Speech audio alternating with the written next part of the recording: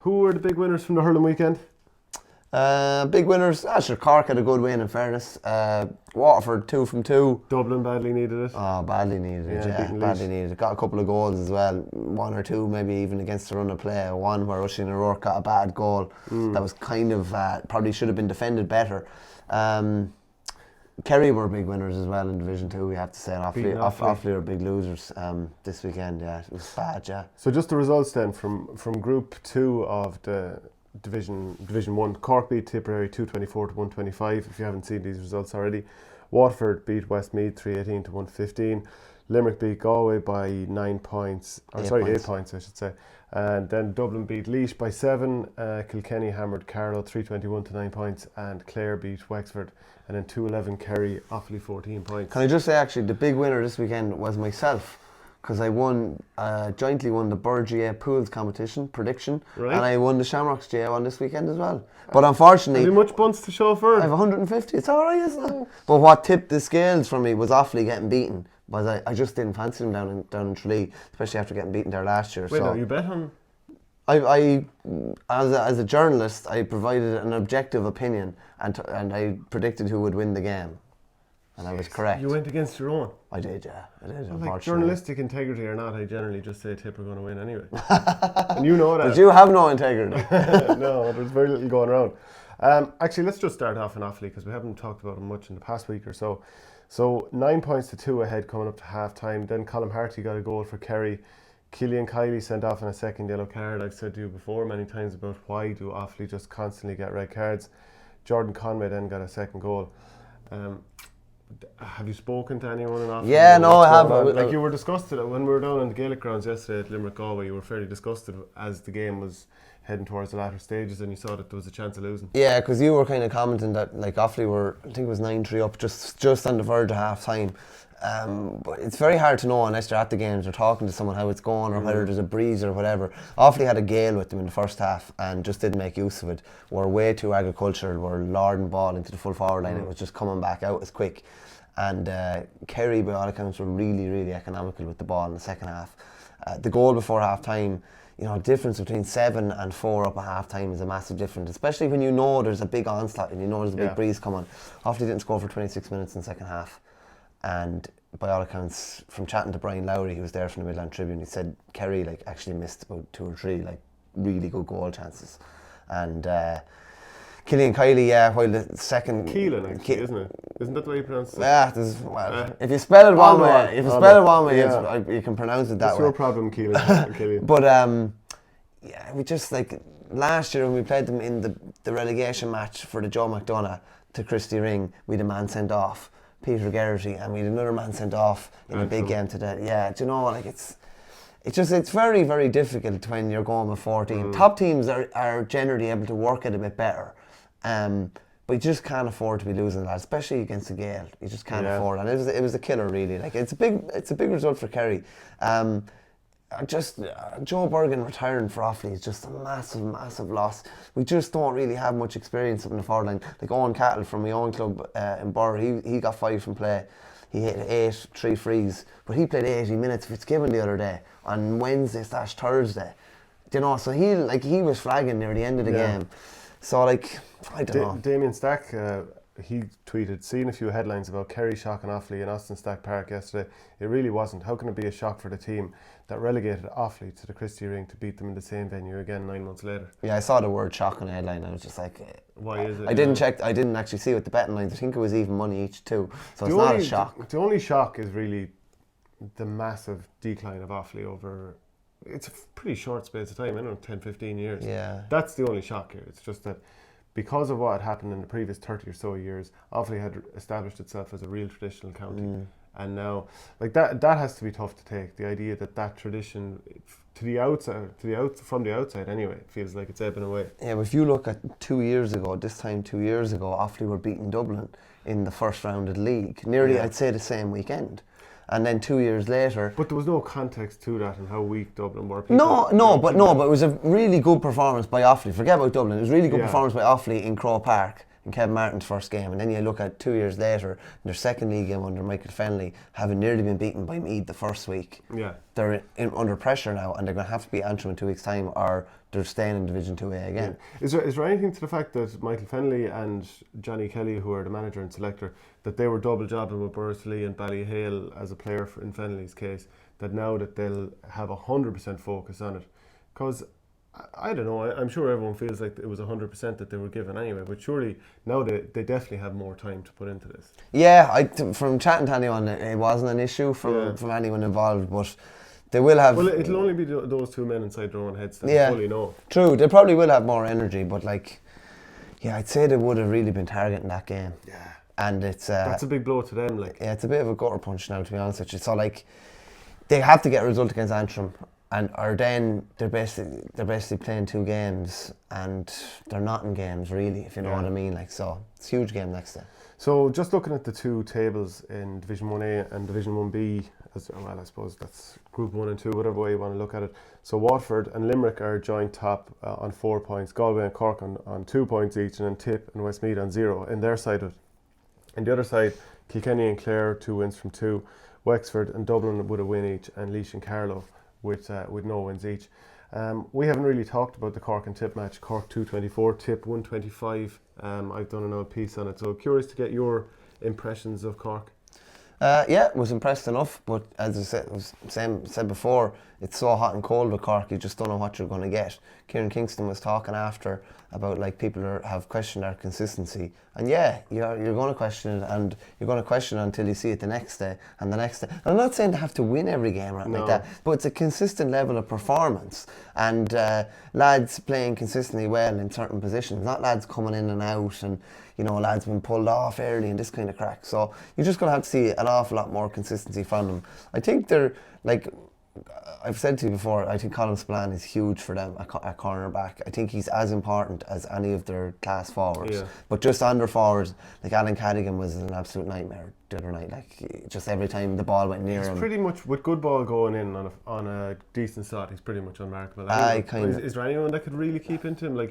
Sean Finn is up there as one of the best. Barrett would do a fair effort. I think even Barrett, as good and all as he is, and I think he is brilliant. You're going to be pushed to the pin of your collar there too. Yeah, it's to deny the good ball coming in with Cadigan. It's to give the man a chance. Do you know what I mean? It's to give the defender a chance, really. Because he doesn't just always look for the point. He turns and goes straight at you. Yeah. He did it actually brilliantly the other day. He turned Sean O'Brien, and Robbie O'Flynn was just running off his shoulder, and he popped the pass. Brian Hogan would be disappointed with the goal, to be honest with you. I saw him looking at his hurl as if there was a hole in it. But he would have been disappointed with that. Patrick Horgan got man of the match, which I thought was very strange. He was actually pretty. Poor enough. Pretty quiet now. Yeah. And very quiet against Watford too. Yeah. Joey didn't score from play. Yeah, Conor Prunty had him under pressure. I think he's not that long back, but he got married over Christmas as well. Yeah, and he's only coming back into it. Extended season with not that extended with Glen Rovers, but they did play a first round at Munster. So you wouldn't be bothered about that at all? I mean, Horgan is surely good. Not in the slightest. Yeah. Nor would I, but even Darragh Fitzgibbon coming on injected an awful lot of pace and energy. Mark Coleman did the same as well. But when Cork play on their terms, just on Coleman though, it's still not we can all see he has the talent. I'm still not 100% sure where he fits in, because he was brilliant in his first year at wing back, and it just fully hasn't happened for him since. I talked to Fintan O'Toole about this on another podcast on the playlist there. Where do you see him fitting in? He was midfield when he came in. It is an awkward one. When he's on the ball, he's brilliant. When he's not, he can be periphery at times. If he gets the ball in his hand and is able to get that yard away from you, he's going to be very hard to catch. But if he's bottled up at all, he can be... I don't know if it's that he can try to be a bit too fancy at times as well. Well, this goes back to the whole problem that people have with Cork. They're fancy Dans, they're too soft, all this kind of stuff. And I know they won that game against a shadow enough Tipperary team, if we're being honest. No, it was. Yeah. So I think Waterford were going for it the week before, and fair enough, they were missing some key men who used to be unbelievable for them all the time, and who need to get back to that. But yeah, I mean that's the whole point. Cork have too many fancy Dans. You said that. Yeah. No, I do. I mean, like Donald Hogg took serious umbrage with Brendan Cummins the other night. But I don't took umbrage because there's an element of truth to it. Yeah, I don't understand how you could take that much, be that outraged by it. Like, everybody is thinking But it. they have most of what's required. Yeah. And they could win in All-Ireland. But it seems to be fairly much taken, as a consensus at this stage, that there is a lack of that bit of steel in there. And I'm not saying Mark Coleman can't do it, but I mean, some of the things that you've just described feed into that narrative. So last year, right, Tip ran through Cork in the first round of Munster, and then Cork gave this unbelievable performance against Limerick, like real battle hardened, real against the Limerick team who hadn't played the week before. Yeah, in fairness, they hadn't played the week before, but it was really in your face kind of stuff, you know what I mean? And it was relatively in your face the other night. It was a glorified challenge game too, but Cork were in their face. They were working quite hard. But will they back it up the next day and the next day after that? I just haven't seen it. It's the inconsistencies that just are glaring at the moment, and that's what Kieran Kingston needs to sort out. Declan Dalton has brilliant hands. That's not up for debate at all. But his last two big games now, which are this one against Tipperary and against Tullaroan in the All-Ireland Club final, when he was against Tommy Walsh, the young Tommy Walsh, who's in the Kilkenny panel at the moment. He's been under pressure for these 50-50 balls and even staying out in front of his man.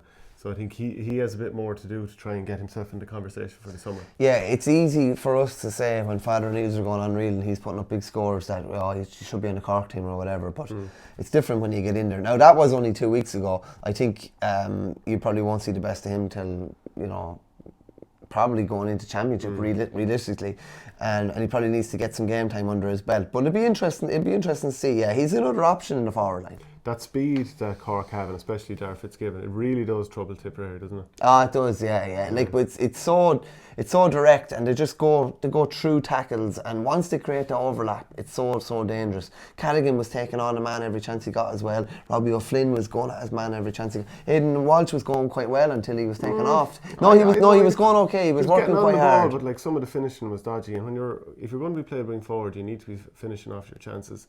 And I thought it didn't work for him either against Waterford. I just have a question mark. I know he's a valuable asset and there's some place for him in there, but I just wonder where it is. He's been tried full forward last year, half forward, and like everyone harks back to 2011 when he scored all those points for the under-21s.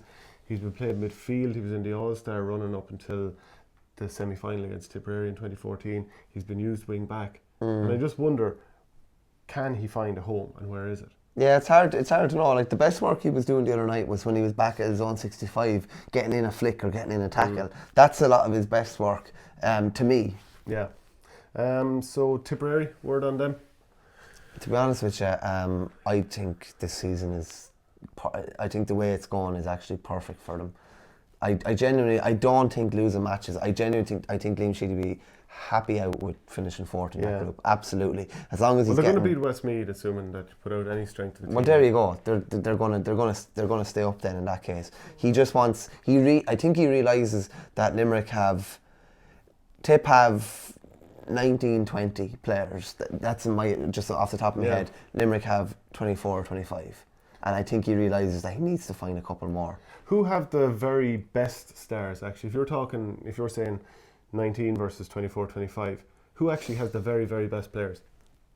Oh, like if you were to pick the top 5 players between Limerick and Tipperary, Cian Lynch, Aaron Gillan, Declan Hannon, Seamus Callan, Pádraig Maher, these type of off the top of my head, it would probably be top 5, probably be 3-2 Tip or something like that. Really? I'd say. And I'd say if I was to pick, are you going to name them? don't know if I could off the top of my head. Well, Pádraig Maher would definitely be there. Seamus Callan, Noel McGrath, Brendan Maher. Then you're talking about, say, Cian Lynch, Aaron Gillan, for me, Sean Finn. Declan Hannon?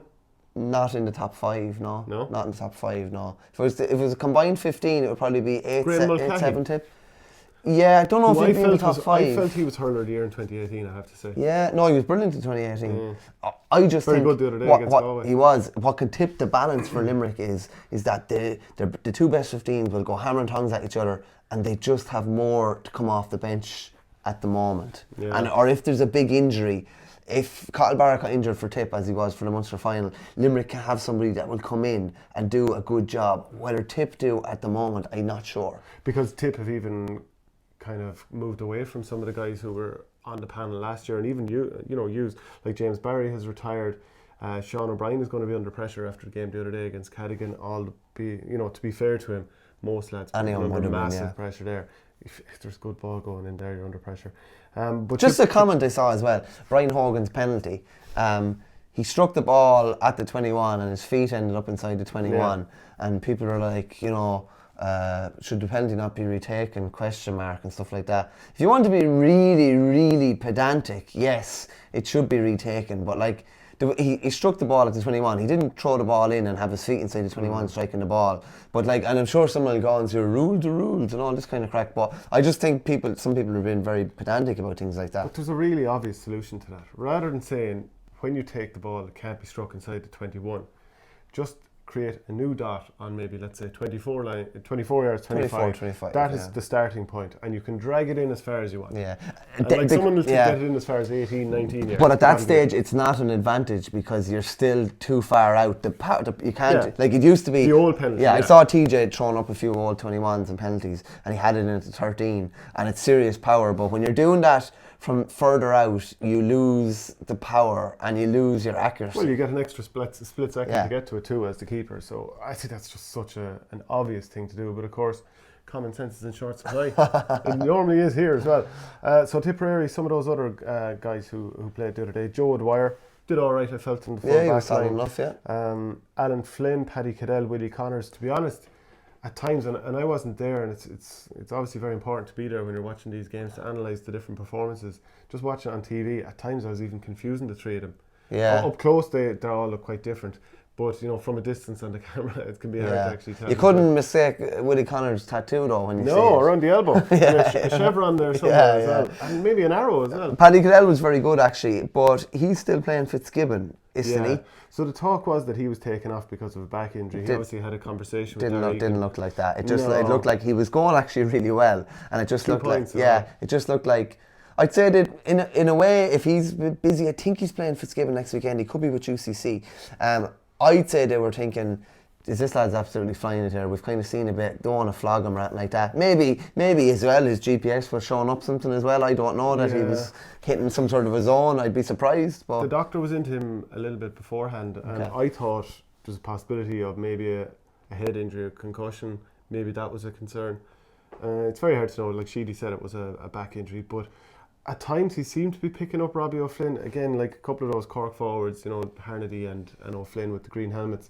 At times it can be hard to distinguish who. Yeah. But maybe there was a job he wasn't doing. Possibly and so. Maybe that's the reason that one of the reasons that Cork were able to solo up the middle. Do you remember, imagine if it was unbelievably tactical. Do you remember when Izaki got a goal off Paddy Maher in the league, full forward, and Cork switched him off him straight away. Took him out. Just tried it for a couple of minutes. Yeah, and they were like, that's grand, we'll put that in the bank and we'll use it for the Munster Championship. And he gave him serious trouble in the Munster Championship as well. Right, so that's Tipperary in the forward line. Actually, just a quick word then. Jake Morris, Keane Darcy, Jason Ford had a very quiet day. Very quiet, yeah. Robert Downey did very well. Yeah, one beautiful point from Ford, but other than that, Michael Breen in wing forward. I mean, I'm gone blue in the face saying try him in the backs. Yeah, he was ineffective, to be honest with you. Yeah. But like a guy that size, that speed, that power, put him facing the ball. Yeah. And I think you're going to see a new player over. I think you want him going forward. I think it was maybe more needs must as well. Niall O'Mara was only seeing his first league action off the bench as well. Yeah. That probably suited Niall and probably suited Liam Sheedy just to bring him in as well. He looked good straight away. He did, he looked lively. He'd probably start the next day. So if you were have you ever gone from playing for the forwards for a team and then been switched into the backs, and you're a native back, and then all of a sudden you feel at home again? Yeah, a couple of times, yeah. Because that would be Breen, who was an under-21 fullback for Tipperary. You're still pushing for this full-back. It doesn't necessarily have to be full-back, because when I was pushing that one so hard, I felt that there was a real need there. Now, Ronan Maher is looking really good back there. Yeah. So, but it's still nice to have the options back there. And I can't but imagine Breen would be quite good facing the ball, as long as he still marks his man. I'd imagine he'd be very effective as a wing back as well, but just bombing forward and very strong under a puck out as well. Imagine him bursting out with a ball. Who's actually really going to hold him up, and then just create a 2-on-1, hand it over someone's head, free scores for Tip all day. Also, do you necessarily want to hit puck outs down on top of him? No, probably not. Yeah, team, maybe not. Right, so we move on to the next game, Watford against Westmeath. We wouldn't have seen this game now. No. But it's good for Watford that they've kept it rolling And not only within that, I think they were well clear, and then Westmeath got some scores when the game was. Yeah, it was kind of like the Carlow-Kilkenny game last year in the championship. Kilkenny started very well, and then the second half Carlow stayed with them. I think Westmeath stayed with them in the second half. And Stephen Bennett got 2 goals. I think he ended up with 2-8. Kind of keeping his form. Pádraig Matney featured off the bench. I think Jack Fagan got a goal as well, the Meath native. Desi Hutchison, another game for him as well under his belt. But a better showing from Westmeath by all accounts, but probably when the game was maybe over as a contest. And they're probably looking at, you'd imagine losing every game. You know, you don't want to be too fatalistic about it, but it's a fair tough task to step in there. You've been realistic. You would have probably said that Waterford was the most winnable game. Because they're in the stronger of the two groups in terms of the overall spread. Waterford, Limerick, Galway, Cork, Tipperary, going to be very, very hard. Whereas if they were on the other side, you know, Laois, Carlow, Dublin, Wexford, Clare, Kilkenny, they're more winnable or drawable. No, just fancy a shot at Carlow and Laois at least. Anyway. Limerick, Galway, 119 to 14 points. Limerick just playing winter or summer hurling in the winter. I thought they were brilliant. Yeah, it's all precision, isn't it? In fairness, all real slick, and the movement was so slick as well. Their ability to find pockets of space and for players to be running into space, and for Nicky Quaid to know to play that ball into space as well. They were very impressive from third gear, to be honest with you. They never hit anything above third gear, and we're always able to keep 15 wides too. Yeah, they could have. I think 6 wides nearly in a row in the first half, but the game could have been nearly dead. Yeah, definitely 5 anyway. There was 1, 2, 3, 4, 5 out of 6, and 6 out of 8 at one stage. Do you know, so the game could have been put to bed at half time. That's when Galway came back into it also. Like I was doing stats in terms of the amount of chances created in the first half, and I count ones that drop into the goalie's hands and come off the post, because sometimes people just say wides.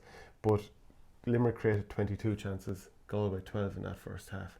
And there's a couple of goal chances in there missed. At one stage, I think Graham Mulcahy probably botched that 2-on-1 situation. Maybe Seamus Flanagan could have made a better run. TJ Brennan got in between the two of them. There was that high ball hanging in that Aina Murphy kind of flapped at and David Dempsey also missed. Galway were so reliant on Joe Canning, weren't they? They were. I think Galway's first wide was in the 26th minute, from, if my memory serves me right. And that wasn't. They hit 8 from 8 before that to keep into it. Yeah, and that wasn't much to do with. You know, as I said, you said 8 from 8. It's not as if they had a load of chances. They were efficient with what they had. You can look at that 1 and 2 ways during the match. They're efficient, or they're just not creating enough chances, which was the case. Limerick were creating buckets loads of chances. The great thing about Limerick, from Kylie's point of view, is they're always going to create chances. And if they have an off day like they did against Kilkenny last year, where they hit a lot of wides, they could be under pressure. But in general, most days, if their scoring percentages are up, they're going to be really, really hard beaten. All 6 forwards scored from play in that first half. Yeah. Declan Hannon scored from play. Aaron Gallant came in. First, I can't remember who floated it up to him. I can probably find it. Patrick's well. Dermot Burns hit him a beautiful. Was it a free? I think it was a free. Floated it straight into his hands, turned over the lap as it always goes. And Darren O'Connell came in, had a good performance. Tom Morrissey, brilliant. Tom Morrissey's outstanding. Yeah, Kyle Hayes will come back. I think it's a tendon injury. He won't be. Yeah, for too long. Interesting to see where he comes back.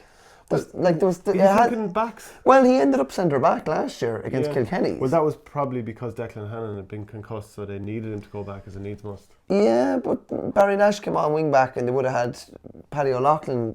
They would have had a couple of options there. So it's just interesting to see. I remember interviewing Kyle Hayes maybe 2-3 years ago, and he was still under 20, and he didn't want to labour the point, but his favourite position was centre back. Where he played for the under 21s. And he played full forward for the minors when they were betting the final the year before that. So interesting to see. It would definitely bolster the back line even more. It would take away a bit from their forward line, but they're trying to introduce a few new faces. Tom Morrissey centre forward was even more effective than Tom Morrissey wing forward, and Tom Morrissey is effective at wing forward. But if you've got Hayes, Morrissey and Scrode Hegarty as the half forward line, they're just so physically imposing. They are. Do you know, David Reedy's a good player, no doubt about it, but he's not physically as imposing as Kyle Hayes. He's 6'4" and can run. All-Ireland final man of the match in 2018. Yeah. So that's why I can see him going back in. Just interesting to see if they try and keep things, if they try and just do something different. Maybe he will, maybe that, because it would be a bit of a curveball with him going back into the back line. And with like Declan Hannon, He obviously came off very early in that Cork game in the Munster Championship in 18. He had to come off a half-time in the All-Ireland final, or the All-Ireland semi-final last year. He came off after 40 minutes yesterday.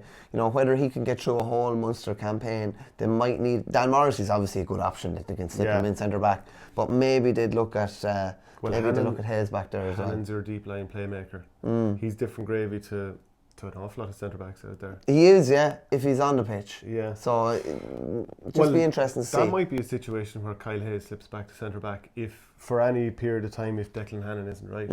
What about the inside line? David Dempsey, beautiful catch over Sean Loftus, who's not a natural cornerback and was playing there for Galway after a nice centre from, I think, Graham Mulcahy created a turnover. Graham Mulcahy flicked it back out to Flanagan. Flanagan put it across. Nice. A horrible ball for a defender. Yeah, you know as a my defender, God. if the ball is up there and you know your man's behind you. It's a very hard thing to do, but like, what you should nearly be doing is flaking, like, yeah, really, like. But it's panic, and he comes in on top of you, and you're left with, he comes in on top of you with that lovely right hand. Yeah. Or a left hand, sorry. No, he came right across, hand. He's a and left-hander. there's literally nothing you can do, like. Yeah. Your goose is cooked.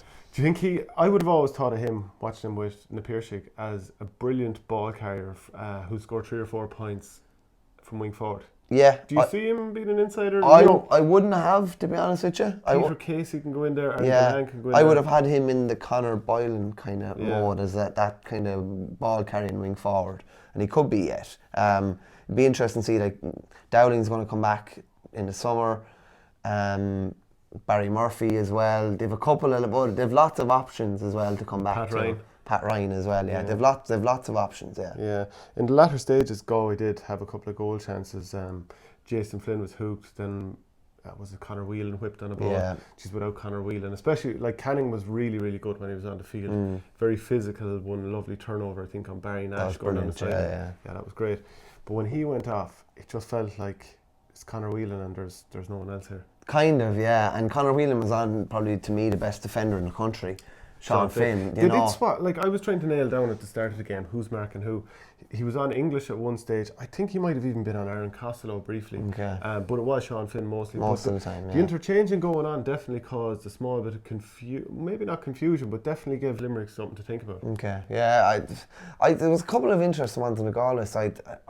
I'm not sure. Jason Flynn stayed on for the whole game and was ineffective for large parts. Came into it maybe towards the end. Ryan Concannon was started instead of John Blahan and was taken off at half time. And actually, I got a bit of detail on why Sean Blahan was named and not started.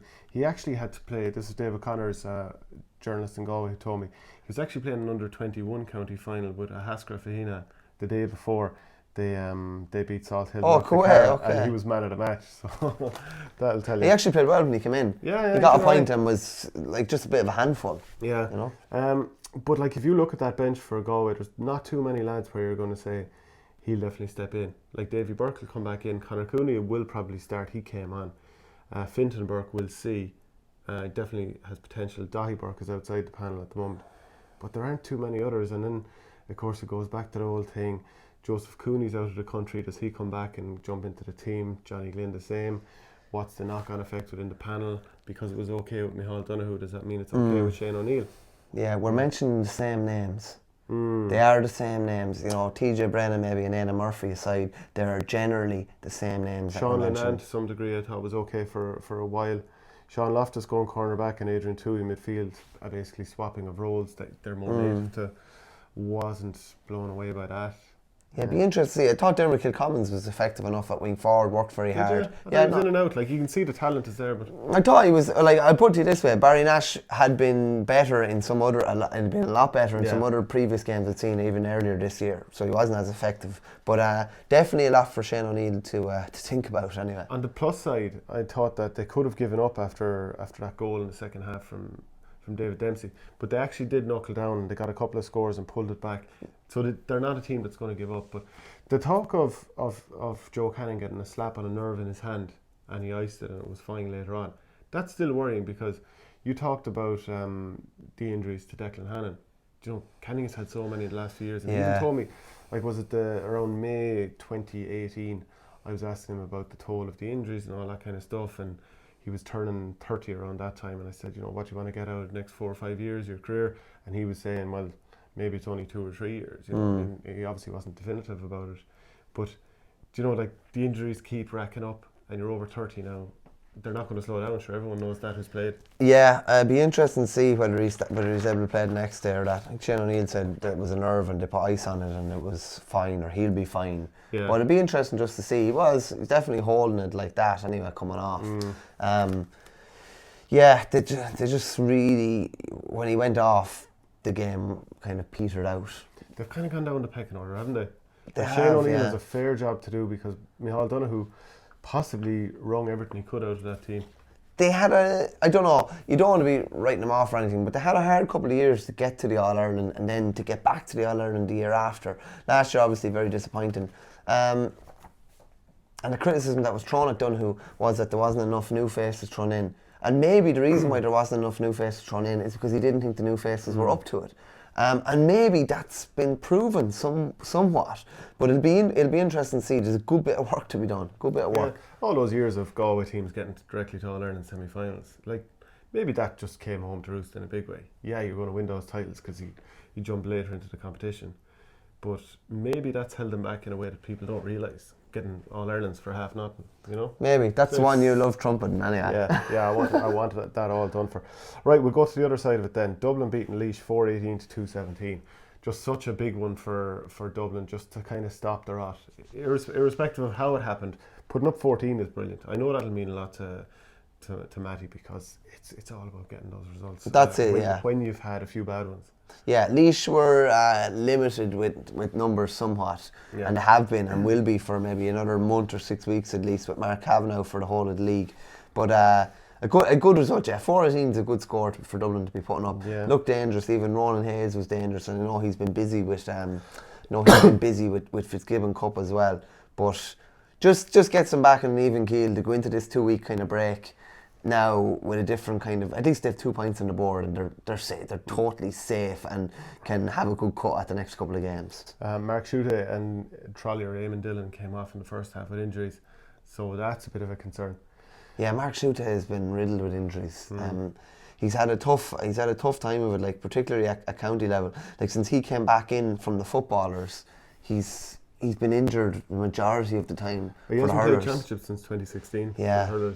Jesus, yeah, like you're looking at championship 3 championship seasons in a row without one of your best forwards. Yeah, and obviously he was there with football for a while.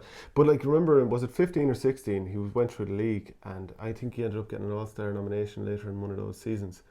But just all the injuries kind of definitely taken their toll. Can we read too much into Kilkenny 321, Carlow 09? We probably can't really. No, I'll tell you what you wouldn't read into it is Richie Hogan back playing league games and scoring 1-3 from play.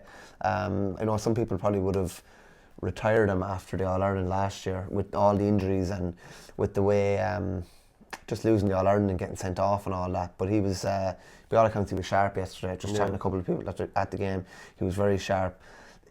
It's just funny though, Kilkenny, that's very comprehensive considering what they're missing. Do you know? I know it's a weaker division, but it's comprehensive considering what they're missing. Is there a point to be made that even if they're probably lacking 1 or 2 stars like they would have had in the past, that there's a very, very good spread across their panel? A bit like Limerick, but maybe they don't have quite the same level of top level quality. Yeah, I think they're just below Tip and Limerick, to be honest with you.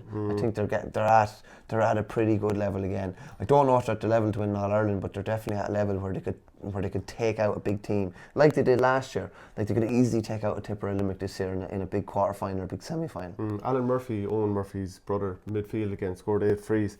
Can he push himself into the fray?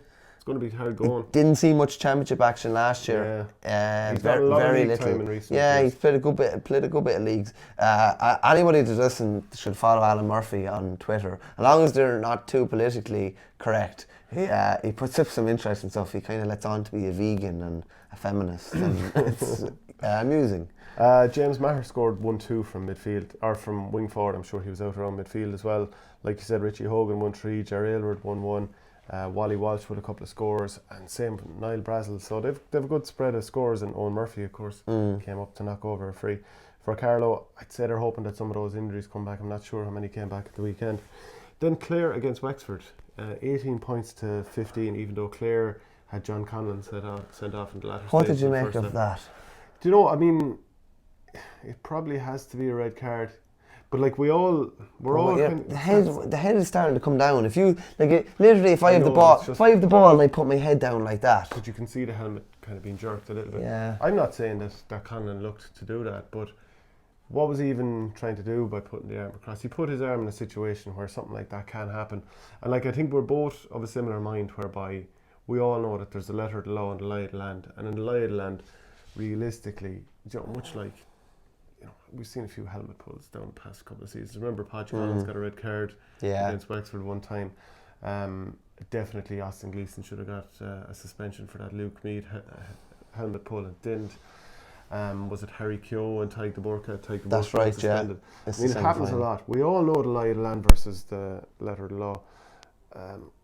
I just don't think John Conlon has much of a defence on it, even though we all know it was a thing of nothing. Yeah, I don't think there was much in it. Let's talk about John Conlon's sleeve, though. Yeah, well, he's had it for a couple of seasons. Like, he's obviously got some sort of an elbow support, and this kind of keeps Raonic is the tennis player.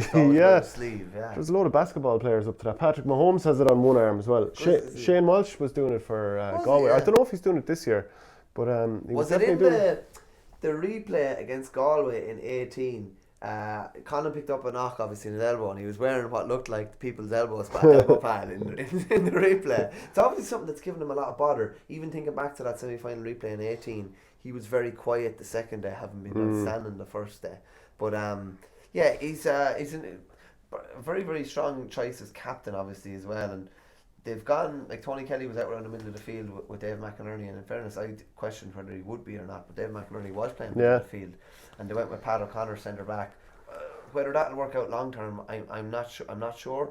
Well, everything goes out the window when the wind is like this, because teams don't set up their formations go out the window, because you're going to sit really far back if you're playing against the wind. You're going to push really far forward if you're with the wind. So I don't know how much we could really read into how the teams are setting up and what Brian Lohan wants to do. Yeah, no, you probably can't. It's much like the Clare played Tip last year. Remember, there was a gale down in Thurles the first game, and Tip played a different style inside, and even Colin Gilfoyle was inside for Clare, and it was so false. You can't really read that much into it. You probably can't read that much into that yesterday either. Yeah, because like, even if you look at the scoring chart that I have here, you can see that Wexford didn't get their first score for 14 minutes. They didn't get their first one from play until the 32nd minute, relying on frees. I thought Ryan Taylor looked quite good for Clare. He should have had a goal. Yeah, he probably should have. But 3 of the scores, 2, 3 and 4 for Clare, came on the back of Wexford not being able to get their puckouts out. So they try and play a short ball, because imagine how difficult that is. You're a goalkeeper and you know the next 35 or 40 minutes I'm going to have to try and, I can't go long because the ball won't go any more than 60 yards for me, and I have to try and absolutely burst the ball to get it into someone's hand in a small puck out or in a small window, going short. And if we mess it up, either if the touch isn't right or whatever. I don't think people realise, particularly if you're up in the stand, whatever we're playing out the field and you're getting a few slaps and you're getting warm, whatever, in goals, like, you can literally be so cold as well. Like, it's all around your body being more, like your hands in goals. I remember seeing someone use like little things like that to warm up your hands, and I remember someone making a remark to me, "Jeez, they're a bit soft" or whatever, using them, and I was like, "Are you mad?" I said, "It's all grand to me. I can go and pull a jersey and pull a ball or something like that. You're running. So if a ball goes in around to the goalie and their hands aren't warm, that's it." Like, you'd often see lads like the builders would do, to douse their hands in cold water before going out, and you get that horrible like 2 minutes where you think you're actually going to die and your hands are going to fall off, but then they're actually warm and they're fine for the rest of the day. Like, were you ever stupid enough after going out on a long out in the cold for a few hours and you come back and put your hands under, because they're frozen, you put it under warm water, and your hands feel like they're about to burst? Oh, it's horrible. It's horrendous. You have to put them under cold water. But I've seen goalkeepers, they have those heat packs, and they sort of keep them in their pockets or somewhere on them, and just keep their hands warm. It's a good job. I'm sure the goalkeeping, how should we say, the goalkeeping expert that was behind the goals for Wexford in the Championship last year was telling Mark Fanning every chance he got to put his hands into his pockets. But I thought Wexford managed the game pretty poorly. Like, second half, so it was 12-4 to Clare at half time, and like Clare had a rush of, maybe including injury time, from the 33rd minute to the 40th minute, they'd scored 5 points without reply. So Wexford were in good enough shape at 7-4 down. And then all of a sudden a rash of points puts you on the back foot. But Clare, or Wexford had scored a couple, I think 3, so they brought it back to 7-12. Then they missed a load of wides, ridiculous shots. And you have to know when you're out there, we need a bit of composure, we need to work it out. We need to realise there's still a half an hour or 25 minutes to go in this game. Don't have rash shots. That's the one thing. And this is something that happened with Coola against Owlert in the 2015 Leinster final. Crazy wind. We were something like 6 points behind and probably weren't patient enough. And you end up making a mistake or two, allowing a score at the other end. And then Owlert had the experience to manage the game.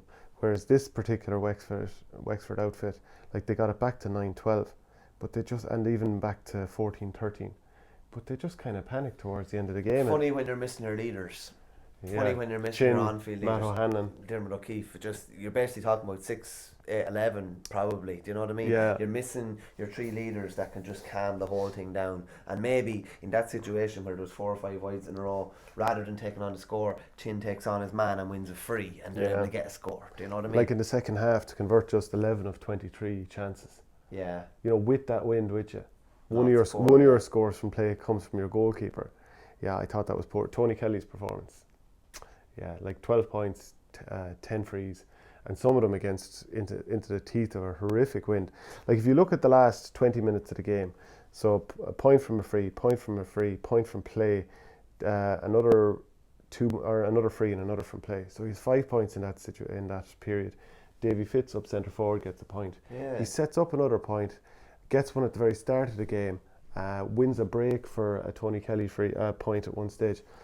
Definitely made an impact. Again, very hard to read into a game that's ruined by the wind, but that's an interesting move. Between that and moving Davy McInerney to midfield, it might be the case that Brian Lohan has said there's not enough steel up the middle of this team, and we're going to change that. Yeah, possibly so.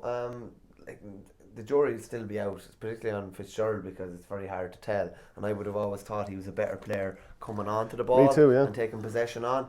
And as I said to you the last day, it'd be interesting to see in a really tight game whether he can win the primary ball. Like I've played centre forward before, and it's a lovely position if your team is on a load of ball and you're able to get ball. But if you're struggling for ball and he's the one that has to win it, it'll be interesting to see how it goes. Did do well for probably not one anyway, maybe 2 of Tony Kelly's points, where he was there and he was tipping the ball down and Kelly was able to break in just at the perfect time. But yeah, it'd be interesting to see. Like to see them persist with, like Clare have tried similar things, and McInerney's been full back or centre back, and he's just not been able to be influential enough in games. And to have him out there, to me he's a 6. He's a 6 all day long for me. But I saw him playing there for UL a couple of years ago, and he's just outstanding. And I think he's a real kind of Rolls Royce. But it'd be interesting to see, at least he's trying something different and trying to put his own stamp on things. And much like Gerard McInerney going full back for Galway, Conor Cleary, someone with a similar size profile, was full back for Clare. I wonder is that a needs must thing, that it works okay against Conor McDonald because he's not like necessarily a speed merchant, even though he's not slow, whereas on Peter another Casey, day, do you know what I mean? You have to. And Brian Lohan is surely smart enough to know, as a former fullback himself, that you need to pick and choose your battles. Yeah, I think that's the way hurling has gone now. Anyway, it's like, okay, you have to be adaptable. You have to be able to. Conor Cleary's going to have to be able to play cornerback as well. Yeah. Do you know what I mean? Like you have to be able to move around. It's not just we just play a tree regardless of who goes in. Because Peter Casey is a totally different proposition to Conor McDonald. I have to say I felt sorry for Owen Quirk, the Clare cornerback, at one stage. He had a tough day of it at times, but he was against Paul Morris in the corner in the first half, I think. Paul Morris must have taken 10 or 12 steps, going one way, turning, going back the other, before eventually knocking it over the bar. And I remember the play. What much more can Stephen Quirk do, Owen Quirk do, and he's getting punished for it. I'll tell you what. Same in the second half. If Quirk had taken 6 steps, he would have been blown. Oh, he would have course. And in the second half, Morris got a free for nothing, as far as I was concerned. It was that short free that that was worked into him. Nice touch and all that. And I was like, what's the free for? Just let him play away, because Morris might have scored, but this is 2 backs giving up a forward, having it too easy. 2 poor backs. 2 backs who are used to getting caught for fouling. Yeah, I think that's about the height of it, is it? That's about it. Yeah. That's it. Let us know if there's anything that you thought was interesting over the weekend or that we should talk about.